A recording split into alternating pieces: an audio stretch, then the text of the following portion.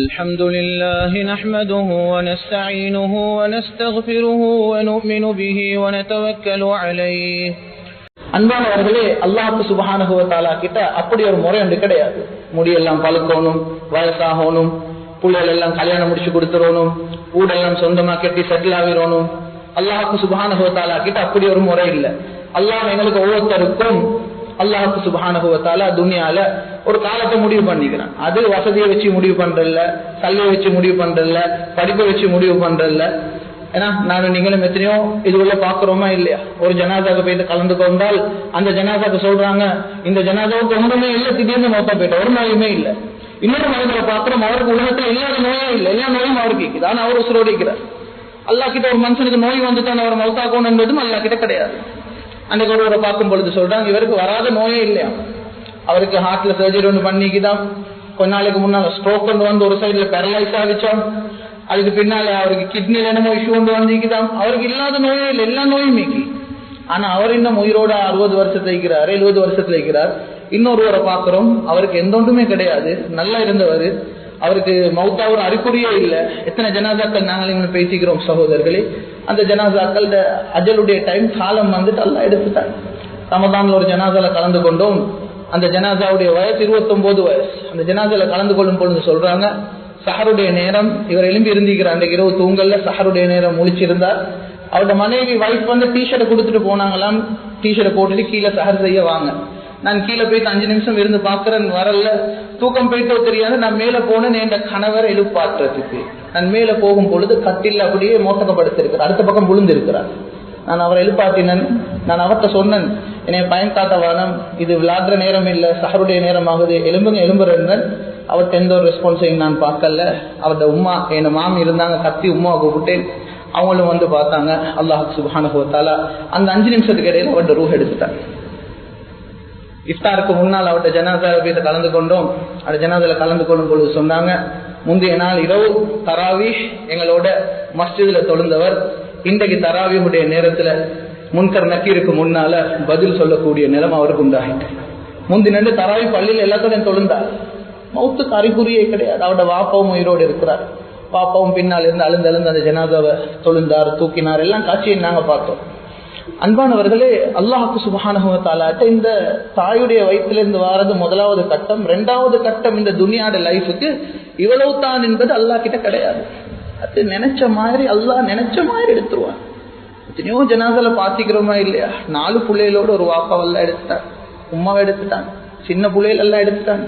அல்லாஹ் உலகத்துல அப்படித்தான் ஆட்களுக்கு அல்லாஹ் உலகத்துடைய லைஃபை முடிவு பண்ணி வச்சுக்கிறது. எனக்கும் உங்களுக்கும் உள்ள ஒரு பொறுப்பு என்னன்றால் சகோதரர்களே, இந்த காலத்துக்குள்ள உலகத்துல வாழ்ந்து அதுக்கு பின்னால 2 கட்டத்தெல்லாம் வச்சுக்கிறான். துனியால தந்தது செலவையில் ஒரு மனிதனுக்கு 50 வருஷம், அதுக்கு பின்னால் என்ன 2 இருக்குது. இதெல்லாம் ஆயிரக்கணக்கில் போகும். அது துனியால 100ஐயும் தாண்ட மாட்டோம். நிறைய பேர் 100 டச் பண்றது மிச்சமே வரும். ஆனா அதுக்கு பின்னதெல்லாம் 2 வச்சுக்கிறாங்க. அதெல்லாம் 1000 கணக்கில் போகும். மௌத்தாவினத்தோட அல்லாஹ் இன்னொரு கட்டத்துக்கு போகும். அதுவும் அல்லாஹ் சுப்ஹானஹு வ தஆலா அதுக்கு சொல்றேன், நாங்க தாருல் பர்ஸ, அந்த உடம்பை கொண்டு போயிட்டு நாங்க உடனே ஒரு நாள் உள்ளுக்கு குழி ஒன்று தோண்டி பொடியை வச்சுட்டு நாங்க வந்துடுவோம். நான் யாரும் துனியால வைக்கவே அந்த பொடியை வைக்கல. வச்சா உடம்பெல்லாம் அப்படியே அவிய ஆரம்பிக்கும், பூச்சி புழுக்கள் எல்லாம் உடம்பு தின்ன ஆரம்பிக்கும், நாத்தம் வர ஆரம்பிக்கும். எங்களோட பொறுப்பு மௌத்தாவினா ஒரு குழியை தோண்டி கொண்டு போயிட்டு அந்த ஜனாசாவை போயிட்டு வச்சுட்டு வந்துடும். அந்த இடத்துல திருப்பி ரூஹ் அவருக்கு கொடுக்கப்படுது. ஆனால் துனியால கொடுக்கப்பட்ட ரூஹ் மாதிரி இல்லை. துனியால கொடுத்தா அடுத்தவங்க பேசுறதெல்லாம் கேட்கும், இவர் பேசுறது கேட்கும், அடுத்தவங்களை விளங்கும். அந்த இடத்துல ரூஹ் கொடுக்கப்படும். ஆனால் அந்த இடத்துல அவருக்கு மற்றவங்களோட பேச இயலாது, மற்றவங்களோட பேசுறது கேட்காது. அவர் ஒரு வேற உலகத்துல வேற ஆட்களோட தான் அந்த இடத்துல இருக்கும். மனிதர்கள் என்றது கிடையாது. எவ்வளவு காலமிக்கணும் துனியால வாழ்ந்தாலும் அதுல 2 மடங்கு, அதுல 3 மடங்கு. அன்பான மேலான பெரியவர்களே, சகோதரர்களே, ஆயிரக்கணக்கு வருஷம் இன்றைக்கு அந்த இடத்துல வாழ்ந்த சில மக்கள் இருக்கிறாங்க. 5000 வருஷம் அந்த இடத்துல இருக்கிறாங்க சிலவங்க. நாங்க உலகத்துல வாழ்ந்ததே 50 வருஷம். இன்னைக்கு சிலர் அந்த இடத்துல ஆயிரக்கணக்கு. சஹாபாக்களோட காலம், நபி ஸல்லல்லாஹு அலைஹி வஸல்லம் காலத்தை வஃபாத்தாயினவங்க இன்னைக்கு எவ்வளவு காலம் கபர்ல இருக்கிறாங்க? 1400 சொச்ச வருஷம் சகோதரர்கள். இன்னைக்கு நானும் நீங்களும் மௌத்தா போன என்னைய கொண்டு போய் எங்களை கொண்டு போய் வச்சா கபருக்கு எவ்வளவு காலம்? அல்லாஹ் என்றைக்கு இந்த உலகத்தை அழிக்க நாடுவானோ அன்றைக்கு வர காட்டி மேண்டே மோடே உலகத்துடைய வாழ்க்கை கிடைச்சது மாதிரி கபருடைய வாழ்க்கை, பர்சக்குடைய வாழ்க்கை ஆயிரக்கணக்கில் போகும். அதை முடிவு பண்ணும் எது தெரியுமா? இந்த துனியால கிடைச்ச இந்த 40 years 50 years 60 years லைஃபுக்கே இந்த வாழ்க்கை இந்த காலம் அதை முடிவு பண்ணும். இவருடைய கபரை நபி ஸல்லல்லாஹு அலைஹி வஸல்லம் சொன்னாங்க, ஒன்றோ சொர்க்கமாக மாறும் அல்லது அந்த கபர் நரகமாக மாறிடும், நரக படிப்புலியாக மாறிடும். அத்தனை 1000 வருஷம் நரகத்துல கஷ்டப்பட வேண்டிய, கபர்ல கஷ்டப்பட வேண்டிய நிலைமை வரும். அல்லாஹ் ஒரு நாளைக்கு இஸ்ராஃபில் அலைஹிஸ்ஸலாம் சொல்லுவான், சூர ஊதுங்க. சூர ஊதினத்துக்கு பின்னால மக்கள் எல்லாம் கபர்ல இருந்து எழும்புவாங்க. அன்றைக்கு ஸ்டார்ட் ஆகும் 4வது லைஃப். 3 முடிச்சாச்சு, அன்றைக்கு ஸ்டார்ட் ஆகும் 4வது. அது எவ்வளவு காலம் போகும்? அல்லாஹ் குர்ஆன்ல சொல்றான், மிக்தாருஹு 50,000 சனா. அங்க போற ஒரு நாள் உலகத்துடைய டைமுக்கு 50,000 இயர்ஸ்க்கு சமம். 50,000 இயர்ஸ், 50,000 வருஷம். உலகத்துல நாங்க 100ஐயே கிடக்கல, 100ஐயும் தாண்டி 1000ஐயும் தாண்டி 5000ஐயும் தாண்டி 10,000ஐயும் தாண்டி ஒரு நாள் 50,000 வருஷத்துக்கு சமம் என்றாங்க நபி ஸல்லல்லாஹு அலைஹி வஸல்லம். எப்படி கழிக்கிற சகோதரர்களே? ஒரு முஃமினுக்கு சொன்னாங்க நபி ஸல்லல்லாஹு அலைஹி வஸல்லம், அஹஃபு மின் ஸலாத்தின் மக்தூபத்தின், ஒரு ஃபர்தான தொழுகை தொழுகிறதுக்கு எவ்வளவு நேரம் போகுமோ அதை விட சுருக்கமாக அல்லாஹ் ஆக்கி கொடுப்பான் ஒரு முஃமினுக்கு, அல்லாஹ் நம்பினவனுக்கு. கண்ணியமானவர்களை, நான் என்ன சொல்ல வாரேன் என்றால், இந்த துனியாட லைஃப், இந்த துனியால் அல்லாஹ் தந்த இந்த குறுகிய கால வாழ்க்கை, இந்த வாழ்க்கையில கஷ்டப்பட்டு அல்லாஹ்வுக்காக வேண்டி ஒரு முஸ்லிமாக வாழ்ந்துட்டு மௌத்தா போறது தான் என்னுடைய மோடம் லட்சியமாக இருக்கும். கண்ணியமானவர்களே, இன்றைக்கு நான் ஜும்மால பேச எடுத்த டாபிக் என்னென்றால், இந்த துனியாவுடைய லைஃப்ல சொர்க்கத்தை அடைகிறதுக்கு பல சேலஞ்சஸ் நாங்க ஃபேஸ் பண்றோம். இன்னைக்கு துனியால லேசி இல்லை. அல்லாஹ்வுக்காக வேண்டி ஒரு அந்நியரொத்தர் வாழ்ற மாதிரி உலகத்துல எங்களுக்கு வாழையில சொன்னாங்க நபி ஸல்லல்லாஹு அலைஹி வஸல்லம், அவங்களுக்கு சொர்க்கத்துல எந்த ஒரு தடையும் இல்லை, நினைச்சதை செய்யலும்.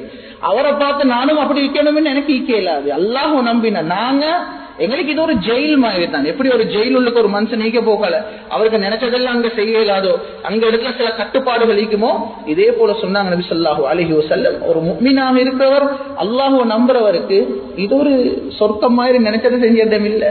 சில கட்டுப்பாடுகள் இருக்குது, இதுகள் எல்லாத்தையும் பின்பற்றி எங்களுக்கு நினைச்ச மாதிரி உலகத்துல வாழ்றதை கேளாது. கண்ணியமான மேலான பெரியவர்களே, சகோதரர்களே, இன்றைக்கு உலகத்துல இன்றைக்கு அல்லாஹ் சுப்ஹானஹு வ தஆலா எங்களை ஆண்களாக தேர்ந்தெடுத்துக்கிறார்.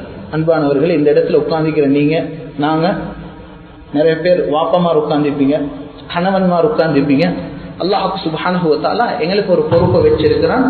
எங்களோட குடும்பத்துக்கு தேவையான ஹலாலான ரிஸ்கை தேடி கொண்டாடுறது ஒவ்வொரு ஆண்மகனுடைய பொறுப்பு. என் மனைவியில வெளியே போயிட்டு சம்பாதிக்கணும். இஸ்லாம் முஸ்லிமாக இருந்தால் இந்த ரிஸ்கை என் மனைவிக்கு, என் பிள்ளைகளுக்கு, என் பேரத்துக்கு தேவையானத சம்பாதிச்சு கொண்டாந்து கொடுக்கிறது இது ஒவ்வொரு ஆண்மகன் பொறுப்பு.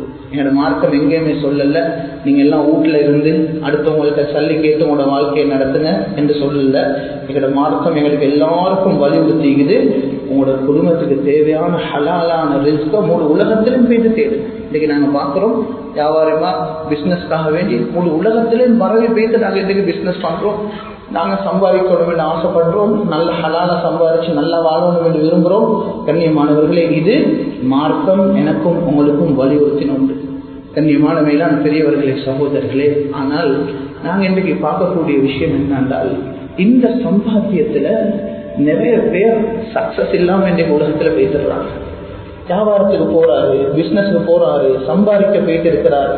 ஆனால் அல்லாஹ் சிலவேளை அவருக்கு நிறைய சல்லியும் கொடுத்திருந்தான். அல்லாஹுடைய பரக்கத்தை காணாத சில பேர் இருக்கிறார். அன்பானவர்களே, நிறைய பேர் நிறைய சல்லியை பார்த்த நிறைய பேர் நாங்கள் இந்த இடத்துல இருக்கிறோம். ஆனால் அல்லாஹுடைய பரக்கத்தை பார்த்திருக்கிறோமா என்றது மிகப்பெரிய ஒரு கேள்விக்குறியாக இருந்து கொண்டிருக்கிறோம். எத்தனை பேர் அல்லாஹுடைய பரக்கத்தை பார்த்திருக்கிறோம்? சகோதரர்களே, பரக்கத் என்றால் என்ன? அல்லாஹுக்கு சுப்ஹானஹு வ தஆலா ஒரு மனிதனுக்கு ரிஸ்கில் அபிவிருத்தியை கொடுக்கிறான், நிறைய சல்லியை கொடுக்கிறான், நிறைய பிசினஸ்ல முன்னேறி கொண்டு போறார். இது பரக்கத்தா? இது சந்தோஷமான வாழ்க்கையா? கண்ணியமானவர்களை, நாங்க பாக்குறோம் எவ்வளவோ சல்லி இருக்குது, எவ்வளவோ சொத்து செல்வங்கள் இருக்குது, ஆனா வாழ்க்கையில அவருக்கு ஏதோ ஒன்று மிஸ்ஸிங் ஆகிக்குது. நல்ல மனைவி இருக்கிறார், நல்ல பிள்ளைகள் இருக்கிறார், சொந்தமான வீடு இருக்குது, எவ்வளவோ அல்லாஹ் கொடுத்திருக்கிறான். ஆனா உள்ளம் எங்கேயோ முட்டி கொண்டே இருக்குது. உள்ளத்தில் ஒரு சந்தோஷம் வந்து இழந்து கொண்டே இருக்கிறார். அந்த பீஸ் இல்லை, அந்த சந்தோஷம் இல்லை, அந்த நிம்மதி இல்லை. அன்பானவர்களே, அல்லாஹ் சுப்ஹானஹு வ தஆலா உலகத்துல ஒரு மனிதனுக்கு ரிஸ்க கொடுக்கிறது, அது அல்லாஹ் கிட்ட நாங்க கேட்கணும், யா அல்லாஹ் நீ தாரத்தை சோதனையாக மட்டும் தந்துடாத, எனக்கு தாரத்தை நிஅமத்தாக தாரப்பே, நிஅமத்தாக தாங்க அல்லாஹ் கிட்ட கேட்கணும். அன்பானவர்களே, சில கட்டத்துல பார்க்கிறோம், நிறைய சம்பாதிக்கிறார், ஆனா ராவைக்கு அவருக்கு தூக்கம் போவதில்லை. நிறைய சம்பாதிக்கிறார், அவருடைய மனைவி டிப்ரெஷனுக்கு டேப்லெட் குடிச்சு கொண்டிருக்கிறார்.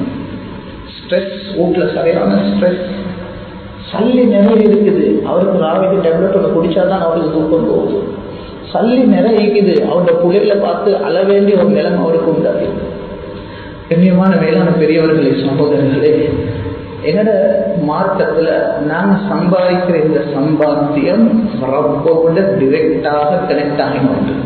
இதுக்கும் அல்லாக்கும் சம்பந்தம் இல்லைன்னு யாரும் நினைச்சக்கூடாது. ஏண்ட சொந்த முயற்சி, ஏண்ட கெட்டித்தனம், ஏண்ட டேலண்ட், இதாலத்தான் நான் உனக்கு வாழேன், இதெல்லாம் நிரந்தரமாக எனக்கு தருவான்னு மட்டும் யாரும் நினைச்சக்கூடாது. ஏண்டே உங்களுடைய சம்பாத்தியம் சகோதரர்களே, இந்த ரிஸ்க் டிரெக்டாக ரப்போட சம்பந்தப்படக்கூடிய ஒன்று. அல்லாஹ் சுப்ஹானஹு வ தஆலா கொடுக்க நாடினான் என்றால் ஒரு மனிதனுக்கு எவ்வளவு கஷ்டத்தில் இருந்தாலும் அல்லாஹ் அவனுக்கு வழியை திறப்பான். ஹஜ்ரத் அப்துர் ரஹ்மான் இப்னு அவுஃப் ரலியல்லாஹு அன்ஹு மக்கால வாழ்ந்த மிகப்பெரிய பணக்காரர், ஆகப்பெரிய பணக்காரர். ஒரு கட்டம் வருவது, மக்கால இருக்கிறது எல்லாத்தையும் விட்டுட்டு மதீனாவுக்கு போகணும். அன்பானவர்களே, ஒன்றுமே இல்லாதவருக்கு போறது பிரச்சனை இல்லை, அவர்கிட்ட தான் ஒன்றுமே இல்லை, மதீனாவுக்கு போற லேசி. கண்ணியமானவர்களை, இவ்வளவெல்லாம் சொத்தை வச்சவர் எல்லாத்தையும் விட்டுட்டு வெறும் அவரு நாளைக்கு மதீனாவுக்கு போறது ஒரு லேசா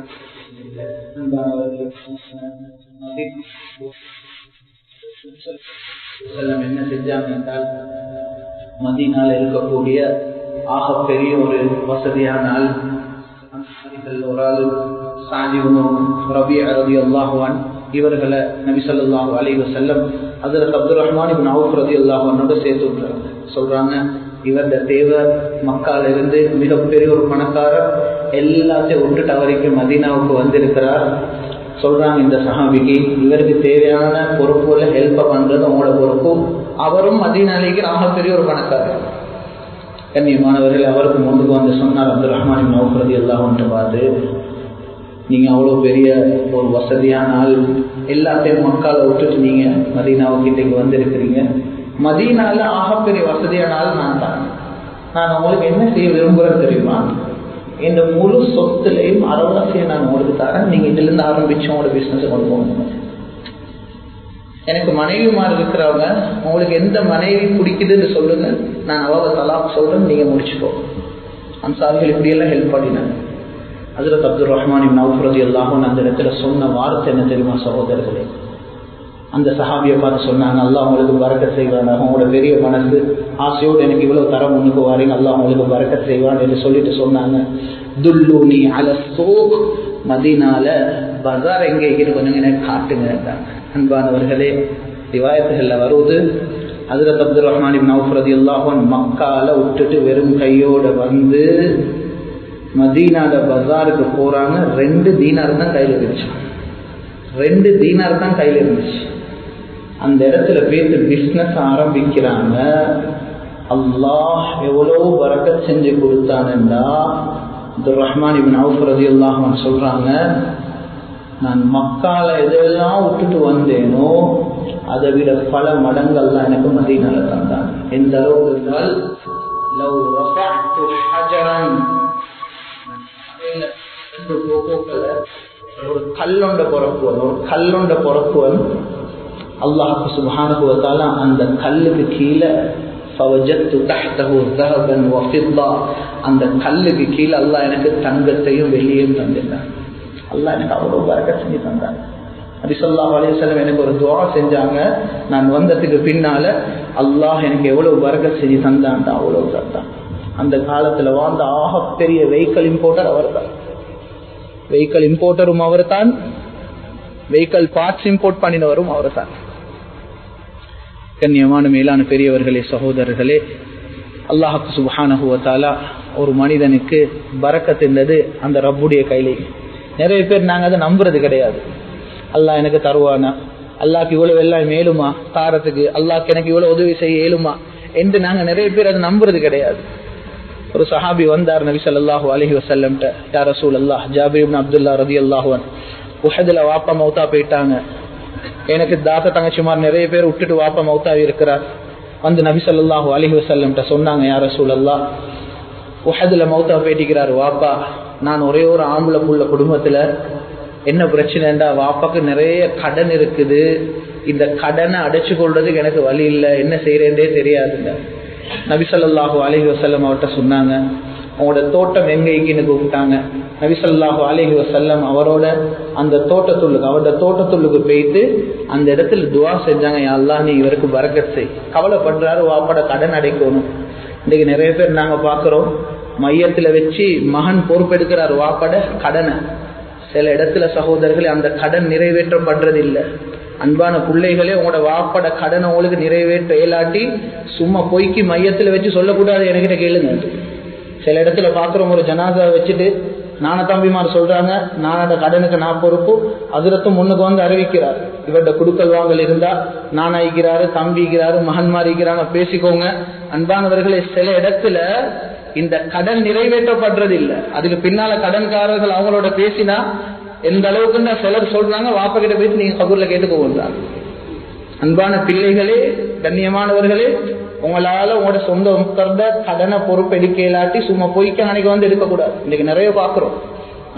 நான் ஒரு ஜனாதால அறிவிச்சேன், கொஞ்ச நாளைக்கு பின்னால் எனக்கு ஒருத்தர் கால் பண்றாரு, ஹஜ்ரத் நீங்க தான் இந்த ஜனாதால சொன்னீங்க மகனோட பேச சொல்லி. நான் 7 மினிட்டா கொஞ்சம் அவரோட பேசி இதை எடுத்தாங்க ஹஜ்ரத். அவர் என்ன கால் பண்ணி சொல்றாரு, நான் அவர்கிட்ட கேட்கும் பொழுது எனக்கு சொல்றாரு, கடன் என்ன உங்க வாப்பட்டை போயிட்டு கேட்டுக்கோங்க, என்னைய பேசிக்கொண்டு அலட்டவான. இன்னைக்கு சில டைம்ல ஜனாதா அவசரம் எடுக்கிறதுக்கு முன்னுக்கு வந்து சிலவங்க பொய்க்கு கடன் எடுக்கிறேன். கடன் எடுக்கிறது பொறுப்பு சகோதரர்கள். பொறுப்பு ஏலாட்டி உங்களால் ஏலாட்டி சும்மா இருந்துருங்க, ஏலாட்டி சும்மா இருந்து எடுத்தால் அது ஆகப்பெரிய ஒரு பொறுப்பு. ஒரு புள்ள வாப்போட இறக்கம் என்றால் அந்த பொறுப்பு எடுத்து வாப்பட கடன் நிறைவேற்றணும். வாப்பட கடன் இருக்கும் பொழுது சகோதரர்களே, உங்களோட வாரிசு சொந்த பிள்ளைகளுக்கு பிச்சடிக்கு பிரிச்சடிக்கல. அதை வித்து சரி ஒரு ஊட விட்டுட்டு வாப்பா போறாரு, வாப்பாக்கு கடன் நீங்க என்ன செய்யறது, அந்த ஊட பிரிச்சு நான தம்பி மாதிரி பிரிச்சு எடுக்கிறல்ல பஸ்துக்கு, அந்த ஊட வித்து வாப்பட கடன் அடைக்கணும். அதுக்கு பிறகுதான் வர சொத்தே வரும். நபி ஸல்லல்லாஹு அலைஹி வஸல்லம் அவ்வளவு கண்டிச்சான கடனை பத்தி.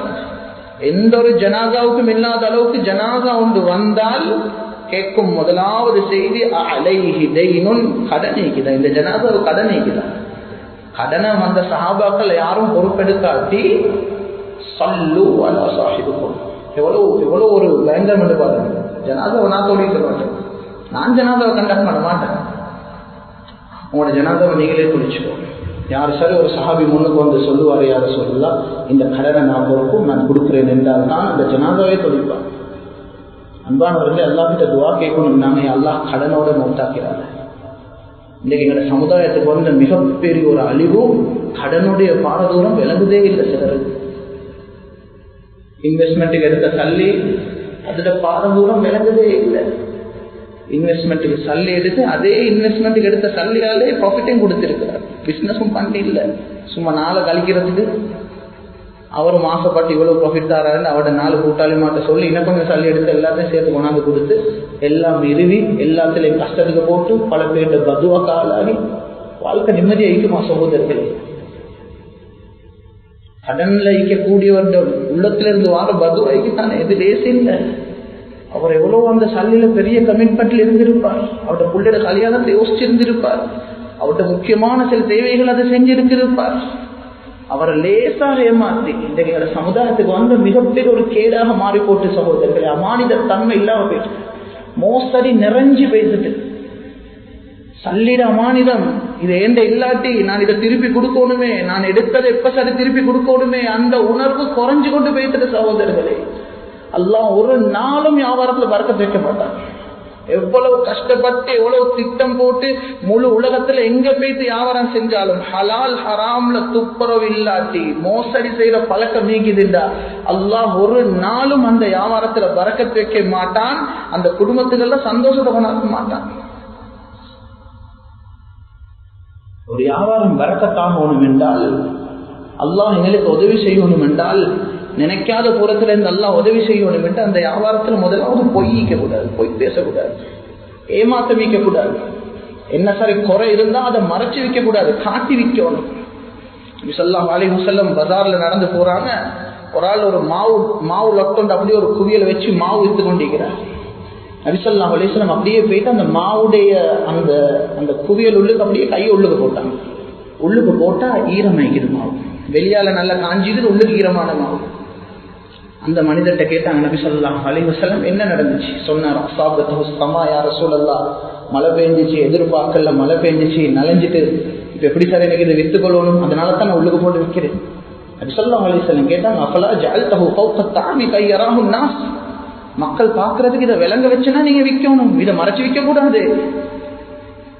மன் ரஷ்ஷ ஃபலைஸ மின்னி, அந்த டைம்ல தான் நபி ஸல்லல்லாஹு அலைஹி வஸல்லம் சொன்னாங்க, யாரெல்லாம் வியாபாரத்துல ஏமாத்தி செய்யறாங்களோ, ஏமாற்றம் செய்யறாங்களோ, கியானத்துடைய தன்மைக்குமோ அல்லாஹ் சுப்ஹானஹு வ தஆலா சொன்னாங்க நபி ஸல்லல்லாஹு அலைஹி வஸல்லம், ஏமாத்துற ஆட்கள் ஃபலைஸ மின்னி, என்ற குடும்பத்துல சேர்ந்தவர்கள் அல்ல, என்ற மார்க்கத்துல சேர்ந்தவர்கள் அல்ல என்று நபி ஸல்லல்லாஹு அலைஹி வஸல்லம் மிக முறையாக கண்டிச்சாங்க.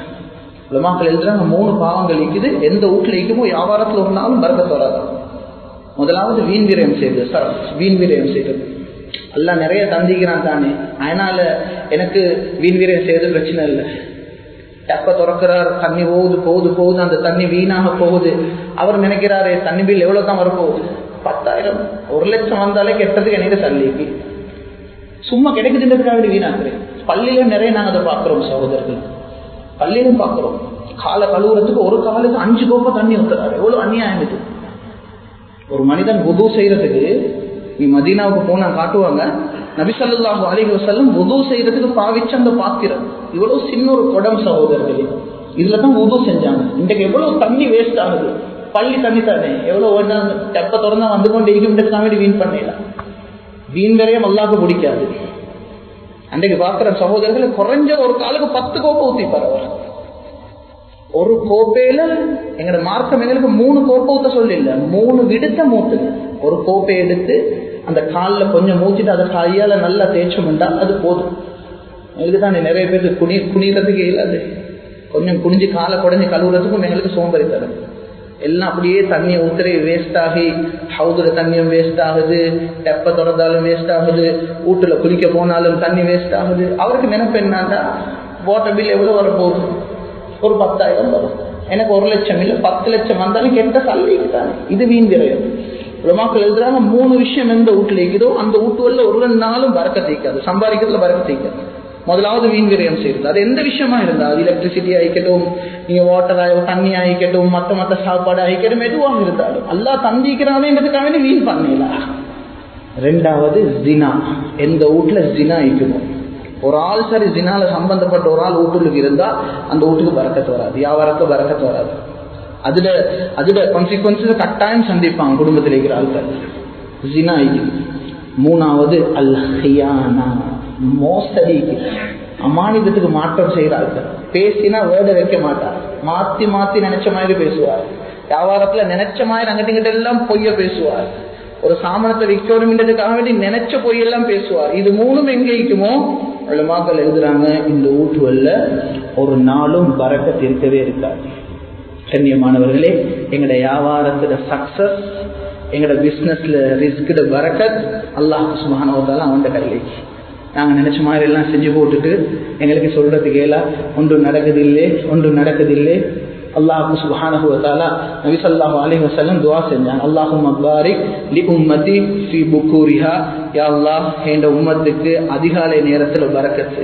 இன்னொரு ஹதீஸ்ல சொன்னாங்க, பூரிக லி உம்மதி ஃபீ புக்கூரிஹா, என்ற உம்மத்துக்கு அதிகாலை நேரத்துல பரக்கத் செய்யப்பட்டீங்க. எந்த மனுஷன் சுபம் இல்லாம தூங்குவாரோ அவர் ஒரு நாளும் வியாபாரத்துல பரக்கத்தை பார்க்க மாட்டார். ஏனென்றால் அதிகாலை நேரம் எலும்பிக்க வேண்டிய டைம். இன்னைக்கு நாங்க நிறைய பேரை பார்க்கிறோம், அவர் மார்னிங் எழும்புறது 8 o'clock, மார்னிங் எழுங்குறது 9 o'clock, 9 மணிக்கு தான் எழும்புறாரு. சுபஹ் இல்ல, சுபஹ்க்கு பின்னால செய்யற திக்ர் இல்ல, அதுக்கு முன்னால தஹஜ்ஜுத் இல்ல, குர்ஆன் ஓதுற பழக்கம் இல்ல. அன்பான மேலான பெரியவர்களே, சகோதரர்களே, அல்லாஹ் சுப்ஹானஹு வ தஆலா பரக்கத்தை, ஒரு மனுஷனுக்கு ரிஸ்க நல்லா கூட்டி கொடுக்குற டைம் என்ன தெரியுமா? வக்து தக்ஸீமில் அர்ஸாக், ரிஸ்குகள் பிரிச்சு கொடுக்கப்பட்ட டைம் ஃபஜ்ருக்கு பின்னால இருக்கிற டைம். இன்னைக்கு எத்தனை பேர் ஃபஜ்ருக்கு தூக்கம்? ஃபஜ்ருக்கு தூங்கினா வியாபாரத்துல பரக்கத் கிடைக்குமா? இன்னைக்கு தேடுறாரு, கஷ்டப்படுறாரு. மனைவி சொல்றாரு, 20 வருஷம் 30 வருஷம் நீங்க பிசினஸ் செய்றீங்க, என்னத்தை கண்டீங்க? ஒன்றும் கண்டது இல்லை. இவரு டயர்டாகி தான் முடிச்சார். வாயால தான் வியாபாரம் பண்ணி இருக்கிறார், அவர் தொண்டுமே இல்லை. அன்பானவர்களே, காரணம் என்ன தெரியுமா? ஒரு மனிதனுடைய அதிகாலை நேரம் மோசமாக அமைச்சு, ஃபஜ்ர் இல்லாம போச்சு. ஒரு மனிதன் ஆரம்பிக்கிற நாள் எப்படி தெரியுமா? தஹஜ்ஜுத்ல ஆரம்பிக்கணும். ஃபுல் ட்ரை பண்ணணும் தஹஜ்ஜுத்ல. சரி மிஸ் ஆகிட்டா ஆக குறைஞ்சது ஃபஜ்ர் பள்ளியில வந்து தொழணும். ஃபஜ்ரை தொழுந்ததோட தூங்கக்கூடாது. ஃபஜ்ரை தொழுந்து முடிஞ்சதோட அந்த மனிதன் கொஞ்ச நேரம் திக்ரில் ஈடுபடணும். திக்ரை முடிஞ்சதோட பள்ளியில சரி வீட்டுக்கு சரி போயிட்டு குரானை திறந்து கண்ணால குரானை பார்த்து ஓதணும். மதீனால ஷேக் சுலைமான் ருஹைலின்னு ஒரு மிகப்பெரிய ஒரு ஆலிம் இருக்கிறார். மஸ்ஜிதுல் குபால தான் அவர்கிட்ட இது நடக்கும், அவருடைய தப்சீருடைய கிளாஸ்கள் நடக்கும். சில முக்கியமான ஆழமான விஷயங்களை பேசுவார். மதீனா மஸ்ஜிதுல் நபவியில் ஒரு நாள் அவர் பேசிக்கொண்டிருக்கும் பொழுது நான் உட்கார்ந்து இருக்கிறேன். அதில் 2 விஷயத்த சொன்னார். அவர் சொன்னார், உங்களுக்கு வியாபாரத்தில் பரக்கத் வேணும் என்றால், நீங்கள் செய்கிற பிஸ்னஸ் சக்ஸஸ் ஆகணும் என்றால் தவறாமல் 2 விஷயத்த செஞ்சுவாங்க. முதலாவது சொன்னார், ஒரு நாளும் மிஸ் ஆகாம ஆக குறைஞ்சது ஒரு பக்கம் சரி குரான் ஓதிவாங்க. குரானை நீங்க கண்ணால பார்க்காத ஒரு நாள் ஈக்க கூடாது. இந்த நாளும் கண்ணால குரானை பார்த்து நீங்க ஓதிக்கும். 7 மணி கூட ஓதுங்க, ஆக குறைஞ்ச ஒரு பக்கம் சரி ஓதிவாங்க. 2வது சொன்னாரு, உம்மா வாப்பட உள்ளத்தை சந்தோஷப்படுத்துற ஒரு பிள்ளையா இருக்கு. உம்மா வாப்பட துவாக்குள்ளவராக இருக்கு. உம்மா வாப்பட பத்வாவை வச்சுக்கொண்டு உம்மா வாப்பா அவங்களோட மனசோட கோமாய்க்கிற நிலைமையில நீங்க எவ்வளவு உலகத்துல முயற்சி செஞ்சாலும் ஒரு நாளும் அல்ல அதுல சக்சஸ் தர மாட்டாங்க. அன்பானவர்களே, எங்கட பிசினஸுக்கு ரிஸ்க்கு பறக்கத்தை கொண்டாடுறதுக்கு சில வழிமுறைகள் தான். ஃபஜ்ர் தொழுவுரை, பேரண்ட்ஸோட நல்லா நடக்கிறே, குரான் ஓதுரை, இஸ்திக்ஃபார் செய்கிறே, உறவு முறைகளை சேர்ந்து நடக்கிறது, இதெல்லாம் பல ஹதீஸ்கள் எனக்கு சொல்ல நேரம் இல்லை. இது எல்லாத்திலையும் ஒரு மனிதனுக்கு பரக்கத் வாரத்துக்குள்ள முறை. வீட்டுக்கு போகும் பொழுது சலாம் சொல்லி கொண்டு போறது. நபி ஸல்லல்லாஹு அலைஹி வஸல்லம் ஹஜ்ரத் உம்மு சுலைம் அனஸ் ரலியல்லாஹு அன்ஹுடைய உம்மா வந்தாங்க. வந்து சொன்னாங்க, யா ரசூலல்லாஹ், அனஸ் ஹாதிமுக், உங்களுக்கு எவ்வளவு காலம் உங்கள்ட்ட வேலை செஞ்சால் அனஸ், இந்த அனஸுக்கு நீங்க துஆ செய்யுங்க. நபி ஸல்லல்லாஹு அலைஹி வஸல்லம் வேலை செஞ்ச ஒரு அடிமை. அன்பானவர்களே, நபி ஸல்லல்லாஹு அலைஹி வஸல்லம் ஒரு துஆ தான் செஞ்சாங்க. என்ன செஞ்சாங்க தெரியுமா? அல்லாஹும்ம அக்ஸிர் மாலஹு, யா அல்லாஹ் இவருடைய சொத்து செல்வத்துல பரக்கத் செஞ்சிரு, வவலதஹு இவருடைய புள்ளையில பரக்கத் செஞ்சு, வபாரிக் லஹு ஃபீமா அதைதஹு, நீ என்னென்ன இவருக்கு கொடுக்குறியோ எல்லாத்தையும் இவருக்கு பரக்கத்தின்றதை கொடுத்துருந்தாங்க. கண்ணியமானவர்களே, அதுல அனஸ் இப்னு மாலிக் ரலியல்லாஹு அன்ஹு சொல்றாங்க, அல்லாஹ் எனக்கு எவ்வளவு பரக்கத் செஞ்சான்டா, முழு மதீனாலையும் அறுவடை டைம், ஹார்வெஸ்ட் பண்ற டைம் எல்லாருக்கும் வருஷத்துக்கு கொடுத்தான். முழு மதீனாலையும் என்னுடைய தோட்டத்துல மட்டும் 2 டைமும் ஹார்வெஸ்டிங் நடக்கும். 2 டைமும் நடக்கும். அல்லாஹ் எனக்கு பிள்ளைகள் எவ்வளவு பரக்கத் செஞ்சான்டா, 100கணக்கான பிள்ளைகள் எல்லாம் எனக்கு தந்தான். ஒரு முறை மஸ்ஜிதுல் இந்த கபால தவாப் செய்யறாங்க, 80 பிள்ளைகள் பின்னால போனாங்களாம். 80 பிள்ளைகள் சகோதரர்கள். அல்லாஹ் அவ்வளவு பரக்கத் செஞ்சான். வாழ்ந்து வாழ்ந்து வாழ்ந்து எனக்கு உலகத்துல போதும் என்ற அளவுக்கு சஹாபாக்கள் ஆக வயசு கூடி மௌத்தா போனவர் அவர் தான். 103 வயசுல அல்லாஹ் சுப்ஹானஹு வ தஆலா அவருக்கு மௌத்த கொடுத்தார். நபி ஸல்லல்லாஹு அலைஹி வஸல்லம் துஆ செஞ்சாங்க. கண்ணியமானவர்களே, பரக்கத்துன்றது எங்களை கண்ணுக்கு விளங்காத ஒரு சாமான் சகோதரர்கள். ஹந்தக்குடைய யுத்தத்துல குழிய தோன்றாங்க. குழிய தோண்டி கொண்டிருக்கிற போக்குல திடீர்னு ஒரு பெரிய பாறாங்கல், ஒரு ரொக்கொண்டு வந்துச்சு. சாபாக்கள் குழிய தோண்டு போக்குல பெரிய ஒரு ரொக்கொண்டு ஒரு பாறாங்கல் வந்து, உடனே நபி ஸல்லல்லாஹு அலைஹி வஸல்லம் வந்தாங்க. சொல்ல, யா ரசூலல்லாஹ், குழிய தோண்டி கொண்டிருக்க பெரிய ஒரு கல்லொண்டு இடையில மாட்டிப்பட்டு. அந்த டைம்ல ஹஜ்ரத் ஜாபிர் ரலியல்லாஹு அன்ஹு அவதானிக்கிறாங்க, நபி ஸல்லல்லாஹு அலைஹி வஸல்லம் வயித்துல கல்ல கட்டி இருக்கிறாங்க. கல்ல கட்டி இருக்கிறாங்க என்னத்துக்கு என்றால், 3 நாள் சாப்பிடாம கடுமையான பசியோட நபி ஸல்லல்லாஹு அலைஹி வஸல்லம் இருக்கிறாங்க. இந்த காட்சி இவருக்கு பார்த்ததோடு இவருடைய உள்ளம் உடல்ல உடனே நபி ஸல்லல்லாஹு அலைஹி வஸல்லம் அவருடைய அந்த நிலைமையை பார்த்துட்டு ஹஜ்ரத் ஜாபிர் ரலியல்லாஹு அன்ஹு வீட்டுக்கு போயிட்டு மனைவி கிட்ட சொல்றாரு, நபி ஸல்லல்லாஹு அலைஹி வஸல்லம் ஒரு நிலைமையில நான் பார்த்தேன், இந்த உள்ளம் கொஞ்சம் சரி இடம் கொடுக்குதில்லை, அதுக்கு இடம் கொடுக்க அவ்வளோ கஷ்டத்துல நபி ஸல்லல்லாஹு அலைஹி வஸல்லம் ஹந்தக்ல இருக்கிறாங்க. வீட்டுல என்ன சார் இருந்து அவசரமாக நீங்க சமைங்க இந்த ஸல்லல்லாஹு அலைஹி வஸல்லமுக்கு தின்ன கொடுக்குறது. மனைவி சொன்னா, வீட்டுல ஒருத்தர் 2 பேர் தின்ற அளவுக்கு கொஞ்சம் மாவு வைக்குது, ஒரு ஆடு குட்டி ஒன்று வைக்குது, இவ்வளவு அது அடுத்த என்ன சரி செய்யணும், மாவு கொஞ்சம் வைக்குது, அது ஒரு ஆள் இல்லாட்டி 2 பேர் தின்ற அளவுக்கு உள்ளது. இவர் சொன்னார், மனைவிக்கு நீங்க இதை ரெடி பண்ணுங்க, நான் போயிட்டு நபி ஸல்லல்லாஹு அலைஹி வஸல்லம் அவர்களையும் அவர்கள்ட்ட சொல்லி இன்னொருத்தர் 2 பேரை நான் தின்ன கூட்டி வாரேன். நபி ஸல்லல்லாஹு அலைஹி வஸல்லம் போய் சொன்னார், யா ரசூலல்லாஹ், உங்களோட நிலைமையை பார்த்து எனக்கு மனசு விடல, என் வீட்டுல சின்னோட சாப்பாடு நான் ரெடி பண்ணிக்கிறேன், நீங்க வாங்க யா ரசூலல்லாஹ், இன்னொருத்தர் 2 பேருக்குள்ள போதுமான சாப்பாடு அதில் ஈக்கிடுவாங்க. ஜாபிர் ரலியல்லாஹு அன்ஹு சொன்னாங்க, நபி ஸல்லல்லாஹு அலைஹி வஸல்லம், உங்களோட மனைவி கிட்ட போய் சொல்லுங்க, அடுப்புல ஆக்குற அந்த சாப்பாடிக்கு தானே இதை அடுப்புல இருந்து இறக்கவானம் வேண்டுங்க, அதை அப்படியே வைக்க சொல்லுங்க. ரொட்டியை பிணைஞ்சு வச்சுக்கிறாங்க, அதை சுடவானம், அதை அப்படியே வைக்க சொல்லுங்க என்று சொல்லிட்டு நபி ஸல்லல்லாஹு அலைஹி வஸல்லம் கந்தக் யுத்தத்தில் கிட்டத்தட்ட 1000 சஹாபாக்கள் எல்லாருக்கும் சொன்னாங்க. அன்சாரிகளும் இருந்தாங்க, முஹாஜிர்களும் இருந்தாங்க. எல்லாருக்கும் சொன்னாங்க, நீங்க எல்லாரும் வாங்க, ஜாபிர் அவர்கிட்ட வீட்டுல சாப்பாடு எங்களுக்கு எல்லாத்துக்கும் ரெடி பண்ணிக்கிறார். வீட்டுக்கு வந்தாரு. மனைவி கேட்டா எத்தனை பேர் வராங்க? அவர் சொன்னாரு, கந்தத்தில் இருக்கிற முழு அன்சாரி முஹாஜிரின்களே நபி ஸல்லல்லாஹு அலைஹி வஸல்லம் கூட்டி வந்துட்டாங்க. மனைவி சொன்னா, உங்களுக்கு நாசம் உண்டாகட்டும், 2-3 பேருக்குள்ள சாப்பாடு, இந்த சாப்பாடு எப்படி செய்ய போறீங்க? நபி ஸல்லல்லாஹு அலைஹி வஸல்லம் அவர் சொன்னாரு, நபி ஸல்லல்லாஹு அலைஹி வஸல்லம் சொன்னாங்க, ஆக்கிற அடுப்புல இருந்து அந்த அடுப்புல இருந்து உங்களோட சாப்பாடு இறக்கவானமிட்டாங்க, ரொட்டியையும் வரக்காட்டையும் சுடுவானமிட்டாங்க. ஹஜ்ரத் நபி ஸல்லல்லாஹு அலைஹி வஸல்லம் வீட்டுள்ளுக்கு வந்து சகோதரர்களே அதுல கையை வச்சு முழு 1000 பேருக்குள்ள சாப்பாடையும் போதுமான அளவுக்கு அந்த கந்தக் யுத்தத்துல கலந்து கொண்ட அனைத்து அன்சாரிகளும் அந்த சாப்பாடு பரிபூரணமாக திண்டாங்க, வயிறு நிறைய திண்டாங்க. திண்டதுக்கு பிறவும் அதுல மெஞ்சிருச்சு. அன்பானவர்களே, அல்லாஹ் ஒருவன் நீக்கிறான் என்றதை மறந்துடக்கூடாது. எங்களோட எல்லா காரியமும் ரப்போட கனெக்ட் ஆகிட்டு. சிரியால ஒரு பேக்கரி வச்சிருக்கிறார். அவருடைய பக்கத்துல இன்னொரு பேக்கரி வந்து திறந்தாராம் ஒருத்தர். நான் இந்த சம்பவத்தை படிச்சேன். இவர் என்ன செஞ்சார் என்றால், புதிய கடையை திறந்த சுற்றி பழைய கடைக்காரர் அவர்கிட்ட கடையை 3 நாளைக்கு மூடினாராம். அவர்கிட்ட வந்து கேட்கப்பட்டுச்சான், ஏன்னு ஒரு கடையை மூடினீங்க? அவர் சொன்னாராம், பக்கத்துல புது சொத்தர் கடை திறந்து வைக்கிறாரு, அவர் கொஞ்சம் கஸ்டமர்ஸ்மாரோட கொஞ்சம் அவர் பழகட்டும், அவருக்கு கொஞ்சம் வியாபாரம் நடக்கட்டும், கொஞ்சம் பிஸ்னஸ் அவருக்கு கிடைக்கட்டும் என்பதற்காக வேண்டி நான் என்ன செஞ்சேன் என்றால், நான் என் கடையை மூடினேன். அவர்கிட்ட சொல்லப்பட்டுச்சான், நீங்க செய்யறது ஒரு மடத்தனமான விஷயம் ஒன்று இல்லையா? அவருக்கு சொல்லப்பட்டுச்சு, நீங்க செய்யறது ஒரு மடத்தனமான விஷயம் இல்லையா? நீங்க இப்படி செய்யறதால உங்களோட வியாபாரம் அப்படியே உடைஞ்சு போய்த்துருமே. நீங்க இப்படி செஞ்சீங்கன்னா உங்களோட பிசினஸ் அப்படியே உடைஞ்சு போய்த்துருமே. உங்களோட கடைக்கு வராம நீங்க 3 நாள் கடையை மூடினீங்க. அவர் சொன்னாராம், அல்லாஹுக்கு வாசி என்ற ஒரு பேர் இருக்கிறது உங்களுக்கு தெரியாதான்னு கேட்டார். அல்லாஹுக்கு 99 பேர்ல ஒரு பேருக்கு என்ன தெரியுமா? அது வாசி. வாசி என்றால் அல்லாஹ் எப்படி ரிஸ்க தருவான் தெரியுமா? அல்லாஹ் எப்படி ரிஸ்க தருவான் தெரியுமா?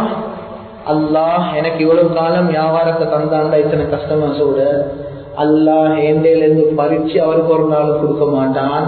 அல்லாஹ் எனக்கும் அதை தருவான், அவருக்கும் அல்லாஹ் கொடுப்பான். இதுதான் இதுதான் இன்னைக்கு சில வியாபாரம் மீகி சகோதரர்கள் எங்களோட நாட்டுல பரம்பரையா சக்சஸ செஞ்சு வராங்க. வாப்பா செஞ்சதுல இருந்து, புலியல் செஞ்சதுல இருந்து. கேட்டு பாருங்க பாப்போம், அவங்கள்ட்ட போயிட்டு அந்த மாதிரி வியாபாரம் செய்யறோம் கேட்டு பாருங்க பாப்போம். ஸ்ரீலங்கால முதலாவது அவர்கிட்ட மட்டும்தான் அந்த ப்ராடக்ட் இருந்துட்டு, அந்த பஜார்ல அவர் மட்டும் அந்த ஐட்டம் செஞ்சிருப்பார். இன்றைக்கு பல பேர் அதை காப்பி பண்ணி அதை செஞ்சிருப்பாங்க. ஆனால் அவர்கிட்ட ரிஸ்க் அது குறைஞ்சிச்சான்னு கேளுங்க. அவர் ஒவ்வொரு வருஷமும் ஜகாத் பார்க்க போல அது குறைஞ்சிச்சான்னு கேளுங்க. நான் ஆரம்பத்துல இதை செய்ய போகல, நான் மட்டும் தான் இருந்தேன். இன்றைக்கு இதே மாதிரி 10 பேர் செய்யறாங்க, இதே ஐட்டம் செய்யறாங்க, வேற பிராண்ட்ல செய்யறாங்க.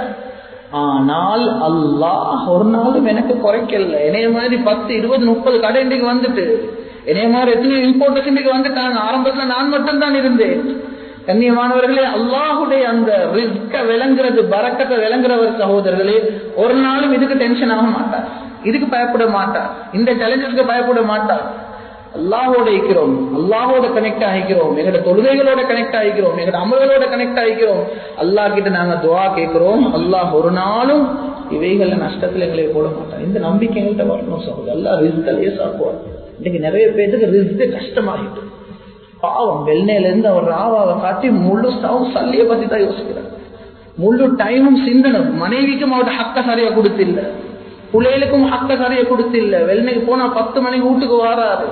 முழு சிந்தனையும் சல்லி சல்லி சல்லி இந்த ஓடி திடீர்னு ஒரு நாள் மௌத்தாவும் போயிட்டாரு. அவ்வளவு கஷ்டப்பட்ட உலகத்துல காணவும் இல்லை, அவ்வளவு கஷ்டப்பட்ட சம்பாதிக்கவும் இல்லை, அனுபவிக்கவும் இல்லை. அந்த மனிதன் அப்படியே கஷ்டத்துல போயிட்டு போயிடுறார். அன்பானவர்களே, எனக்கு நேரம் இல்லை பேசுறதுக்கு. ஒவ்வொருத்தரும் நாம விலகி கொள்ளணும். ரிஸ்க்கு ஒரு வழி எல்லாம் இன்னைக்கு தந்திக்கிறான். சில ஆக்களுக்கு பிசினஸால தந்திக்கிறான், சில ஆக்களுக்கு சில தொழில் செய்யறோம், ஒரு இடத்துல வேலை செய்யறோம், அப்படி தந்திருக்கிறான். சிலர்கள் அண்டைக்கு தேடி தின்னக்கூடியவர்கள் எல்லாம் தந்திருக்கிறான். யார் எதை தந்தாலும் ரிஸ்க்ல பரக்கத்தின்றது, அதுல சந்தோஷம் ஈக்கும் சகோதரர்கள். நிறைய சம்பாதிக்கிறது முக்கியம் இல்லை. சில கட்டத்துல பாக்குறோம், பெரிய வாகனத்துல போறாரு, கோடிக்கணக்கு வாகனத்துல போறார்.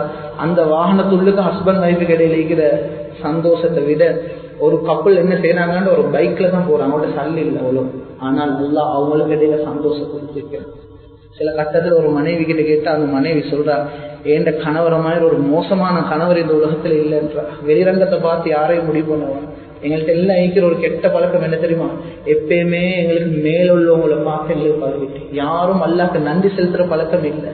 எப்ப எங்களுக்கு கீழே உள்ளவங்களை பார்ப்போம், அல்லாஹ் இவரை விட எவ்வளவு நல்லா வச்சுக்கிறான், இதை விட எவ்வளவு நல்லா வச்சுக்கிறான், இன்றைக்கு 3 நேரம் சரியா தின்னாத மக்கள் கூட இருக்கிறாங்களே, அல்லாஹ் என்னை அதை விட எவ்வளவு நல்லா வச்சுக்கிறானே. அன்பானவர்கள் இல்லை, நாங்க நிறைய பேர் பார்த்துருக்கிற அடுத்த வீட்டுக்காரங்களையும் அடுத்த வீடு இருக்கிற வாகனையும் மற்றவங்க எடுக்கிற இதையும் பார்த்து பார்த்து பார்த்து அன்பானவர்களே அந்த கெட்ட பழக்கத்துக்கு உண்டாகிட்டோம். அல்லாஹ் பாதுகாக்கணும். இந்த கெட்ட பழக்கங்கள் எங்களுக்கு வரக்கூடாது. இன்னைக்கு துனியாலேயே இன்னொரு கெட்ட பழக்கம் தான், ஒரு மனுஷனை சல்லியை வச்சு மதிக்கிறேன், அவர்கிட்ட வசதியை வச்சு சல்லியை வச்சு. சல்லின்றது கண்ணியப்படுத்தப்பட வேண்டிய ஒரு விஷயம் இல்ல சகோதரர்கள். யாரும் சல்லியை வச்சு ஒருத்தர் மதிக்கவாங்க, அவருக்கு ரெஸ்பெக்ட் டைம் கொடுக்குறீங்க, அவர் சல்லி நல்ல வசதி உள்ளவர் என்பதற்காகவே கொடுக்கவாங்க.